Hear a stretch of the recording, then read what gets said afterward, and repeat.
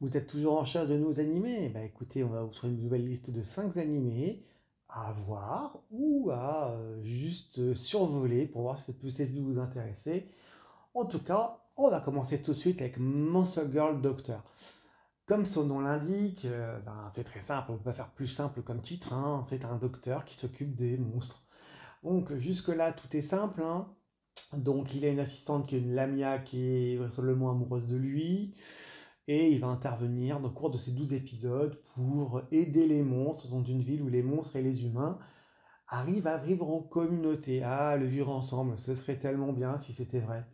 Enfin, quoi qu'il en soit, sans rentrer sur ces petits sujets qui m'amusent, il faut bien comprendre que cet animé, alors tout le monde va me dire, va me sauter au cou en me disant attention, c'est un Eshi, c'est un Eshi, c'est un Eshi pervers, pervers, t'as pas honte? Ben non, en fait, je n'ai pas honte en fait.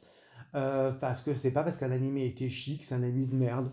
Je l'ai déjà dit avec un certain nombre d'animés, il y a parfois des très belles réussites dans les Eshi, il y a parfois des abus comme dans tous les animés.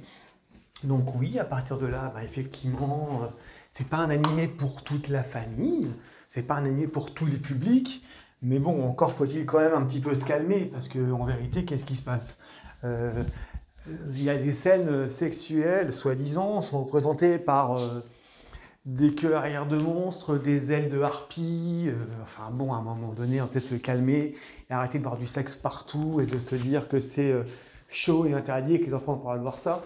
Je vous rappelle que certains, hein, bon, veulent faire autre chose, hein. Donc à un moment donné, moi je vous dis, voilà, c'est qu'une curiosité. C'est pas forcément nul, c'est pas forcément bon, mais ça peut se laisser regarder, ça peut se tenter, donc pourquoi pas. Ensuite, nous avons The Best Sorcerer Shall Rule the World, dont les grands pouvoirs, le héros qui avait des pouvoirs énormes, Ré, était considéré comme le plus puissant sorcier au monde et il a peine à les contrôler. Et après avoir combattu dans la Grande Guerre, il a décidé de se volatiliser. Et 3 ans plus tard, il décide d'aller s'inscrire dans une école classique, institut magique, où vont les meilleurs sorciers. Et c'est un roturier qui suit les cours d'une école normalement fait pour les nobles. Et il va devoir faire sa place dans cette classe tout en faisant face aux différents complots qu'il va devoir déjouer. On est sur un grand classique, la Black Clover ou autre VLC de ce genre, en mode fantasy. Animation est pas mal rendue, les combats sont relativement fluides. Bon, après, on a tous les défauts de ce type d'animé, c'est-à-dire qu'on va avoir son petit mode harem et qu'effectivement, il est tellement omnipotent qu'on ne sait pas trop quel adversaire va lui mettre en difficulté. Mais bon, pareil, ça peut se laisser regarder, mais bon, faut pas s'attendre à être surpris. Toujours dans la même veine d'un héros surpuissant, on a The Reincarnation of the Strongest Exorcist in the World.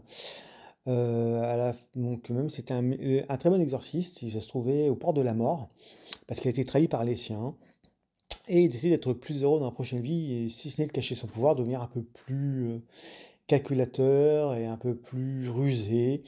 Et il va dans une nouvelle vie, grâce à un pouvoir de réincarnation, il va dans un nouveau monde, il s'appelle Seika, et du coup, il va devoir faire face à de nouveaux conflits sans montrer tous ses pouvoirs. Et une fois de plus, on va être sur la discrimination.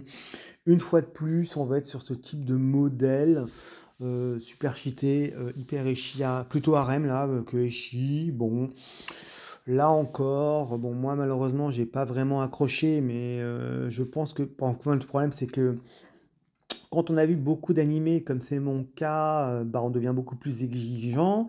Alors je dis pas que je vous vends de la merde, hein, c'est pas ça que je vous dis, mais je vous dis que c'est un animé de 12 épisodes qui peut effectivement se laisser regarder. Mais là encore, faut pas s'attendre à quelque chose d'extraordinaire, hein. Mais bon, ça peut passer, ça peut dire. Après les animés précédents, qui étaient un peu plus des curiosités, on va tomber sur cet animé qui est un isekai. Pas comme les autres pour le coup, on est à l'histoire d'une collégienne qui, comme d'habitude, bon, elle est prise souvent pour une collégienne alors qu'elle a 18 ans, parce qu'elle a l'air enfantine, et malheureusement, elle perd sa famille lors d'un accident, et du coup, on voit que des gens essaient de choper l'argent de la survie de ses parents, et du coup, elle va pouvoir être réincarnée dans un autre monde, et elle va découvrir qu'elle a le pouvoir d'aller et venir entre son monde et un isekai. Elle décide alors d'élaborer un petit plan astucieux pour préparer son avenir, donc dans lequel elle veut économiser 1 milliard de yens dans chaque monde. soit un total de 2 milliards de yens, soit 80 000 pièces d'or. Elle va utiliser ses connaissances du monde réel pour les appliquer dans le monde de l'isekai et puis rapporter les richesses de l'isekai dans le monde réel. Je trouve la démarche intéressante. Déjà parce que Léori n'est pas forcément manichéenne. Bon, je dis pas non plus qu'elle est cruelle ou autre, mais elle est relativement manipulatrice. Elle a un certain charisme, on peut pas le nier. Elle reste relativement intelligente et a beaucoup de connaissances. Et du coup, elle va se retrouver dans un monde de fantaisie d'un côté, monde humain de l'autre, pour alterner sur les deux, pour essayer d'économiser. Et donc, c'est plus axé sur devenir marchand, comment gagner de l'argent, comment développer une économie. C'est plus là-dessus. Mais il y en aura un qui a un petit peu de passage avec un peu des scènes d'action, un peu des scènes de fantaisie assez classiques. Elle va croiser des gens au fil de son chemin et de son aventure. Pour le coup, je ne l'ai pas trouvé du tout pénible, hein. C'est un animé que j'ai trouvé très sympathique, qui sort un peu de l'ordinaire. Et c'est peut-être aussi pour ça que je l'ai apprécié. Donc, bon, le mode Isekai, bon, Saving 80 000 Gold in Another World, pour ma retraite, bon, pour le coup, c'est pas mauvais du tout, ça peut être sympathique. Et l'animation n'est pas pour déplaire, ni la patte graphique, pourquoi pas. On arrive sur le dernier animé de cette série que je propose aujourd'hui dans cette vidéo, parmi les vidéos qu'on peut voir ici ou là, qui peuvent être soit des curiosités, soit effectivement un peu sympathiques ou pas déplaisants. Il faut admettre que sur Ascendance of Bookworm, c'est un peu, mon avis est un peu particulier. C'est-à-dire qu'on a ici sur une humaine qui a son rêve d'être bibliothécaire dans le vrai monde et qui va malheureusement mourir, être transféré dans un monde, donc on est en mode isekai, où effectivement son grand rêve, ça va être de créer un livre dans un monde où les livres n'existent pas, le papier non plus. Et au fil de l'eau, on découvre que c'est un peu plus intéressant que ça. Bon, bien sûr, elle va pouvoir apporter, comme dans le précédent, des informations de son autre monde et les transmettre et les vendre. Donc on est un peu plus, on est pareil, on essaie d'avoir un petit peu du marchand, de la guilde des marchands, des choses comme ça. Donc c'est un peu plus axé là-dessus. Toutefois, il y a quand même un bon fondement familial. Et il y a, alors certains diraient qu'elle est obsédée par ses livres, qui fait faire des tas de conneries et qui met en danger ses proches, donc elle est totalement dépendante. J'en ai lu d'autres qui ont trouvé cet animé très attachant, très touchant.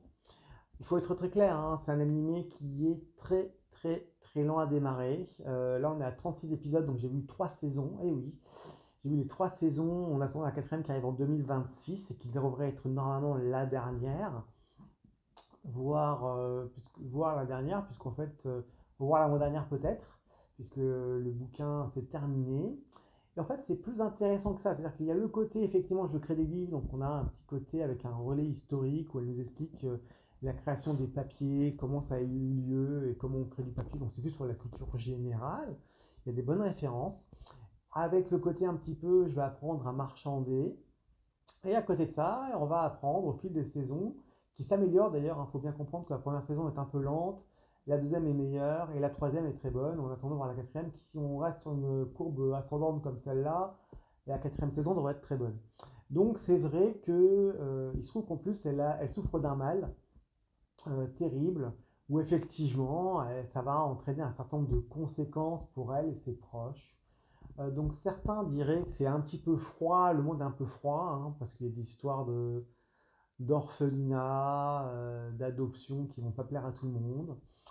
Maintenant, en lui-même, c'est un isekai assez intéressant parce qu'en fait, elle va tenter de se débrouiller dans ce monde avec une seule volonté en tête, un rêve en tête, lire un livre et bien sûr faire des connaissances au fil de son aventure, se développer, comprendre un certain nombre de choses, on la voit progresser comme tout son entourage. C'est pas inintéressant. Maintenant, oui, c'est pas.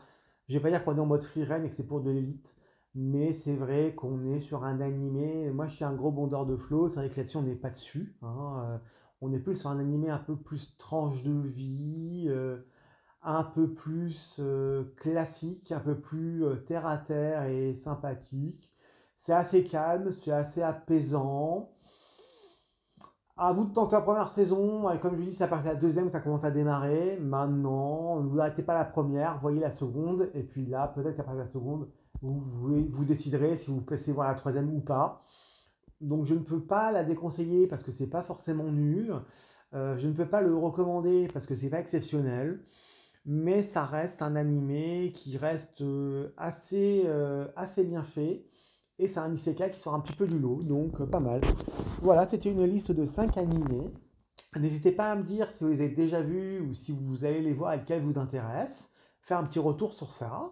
Et puis bah écoutez, vu qu'il n'y a pas de retour, j'imagine que mes vidéos de plusieurs animés en même temps vous plaisent, puisque je n'ai plus de vidéos en solo que ça ne semble gêner personne, donc j'imagine que ça vous convient. Bah écoutez, n'hésitez pas, je compte sur vous les amis.